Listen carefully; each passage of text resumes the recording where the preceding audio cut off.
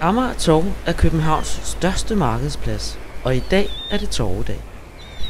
Skibe fra fjerne lande har lagt til nede i havnen, hvor købmændene har travlt med at losse deres varer. Der er vin fra syden, øl fra Lübeck og saltede sild fra Skånemarkedet. Amager Torv er opkaldt efter de tyske og hollandske bønder, der bor på Amager. De er også kommet til byen for at sælge deres varer. Det er madvarer af alle slags: smør, mælk, kød, fjerkræ, æg og grøntsager.